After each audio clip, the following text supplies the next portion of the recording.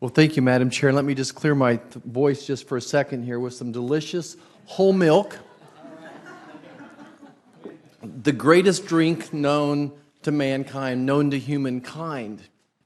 And my big concern with these new WIC guidelines coming out is they're decreasing by 8 quarts the milk per month for breastfeeding women. I just remember my grandma, the greatest nutritionist of all time, saying that milk was so important for breastfeeding moms. And guess what? As an obstetrician, I learned the same thing. So I'm concerned about the WIC guidelines. I'm concerned about the fact that whole milk is not in schools. The skim milk just simply doesn't have the good taste. We're going to have a generation of men and women with osteoporosis a decade sooner than a generation where we were all raised on milk. Whole milk, by that. And by the way, did I mention it's good for absorbing fat, soluble vitamins, A, D, and K? Chocolate milk, it's better than no milk, but the whole milk is the key. Okay, so on to SNAP. And let me just note that you did not share this with the whole committee. So The milk, I tried to get it in here, but they wouldn't let me, Madam Chair. They wouldn't. I would love to. Okay, on to SNAP. I want to make it clear, I want every person in America that's in need, that they get food. They get the food. I don't want kids going hungry, that nutrition is so important. From preconception to the pregnancy, it's also important. But the SNAP budget is impacted by inflation, just like families back home are. So we have groceries that are up at least 18% over the past 2 years. So our food inflation since January 2021 is up 20%, but the SNAP benefits have went up 50%. So I guess my question for you, Madam Secretary, is why are SNAP benefits outpacing inflation, and where was the congressional authority to increase spending beyond inflation? Senator, first let me say we agree with you on increasing dairy consumption, and we actually believe the WIC food package alignment is to the dietary guidelines, but we are trying to make the package more responsive to what parents are looking for, more flexible, more options. So cheese, yogurt in container sizes that parents want, which we think will increase overall redemption of the dairy benefit. And look forward to the reg is out, or proposed rule is out, comments due on Tuesday, so please give us your comments. With respect to SNAP, I think there are a couple of layers in there, so thank you for giving me the opportunity.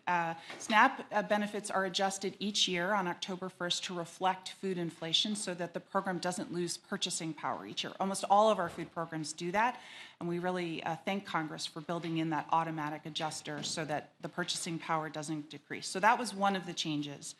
The other change would, of course, be the Thrifty Food Plan adjustment that we talked about earlier in the hearing, where because our estimate of the cost of a healthy budget-conscious diet went up by 21%, and that translated into increased SNAP benefits. So that was also part of the increase.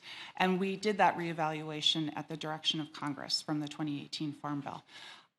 The rest of it, I'd have to, if it's okay with you, we'll take a look with your staff and sort out whether participation or other factors were part of those increases.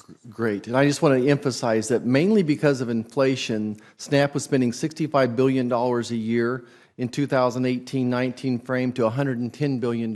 So inflation for groceries impacts everybody, including the federal government. I want to turn just for a second to some of the states are not following the requirements for exceptions to getting SNAP, the working requirements. In fact, 18 states are currently using waivers despite their unemployment being below 6%. 10% of SNAP recipients are able-bodied adults without dependents. So why isn't the USDA enforcing the law? Why aren't they? Why are we letting these states get away with this waiver when they don't qualify for it? Well, I probably didn't say it clearly earlier, but Congress suspended the 3-month time limit or the able-bodied adult work requirement for the duration of the public health emergency. So that's what's going on now, and we have been working fairly aggressively with states to ensure that they are reinstating the law. when that time limit suspension is over.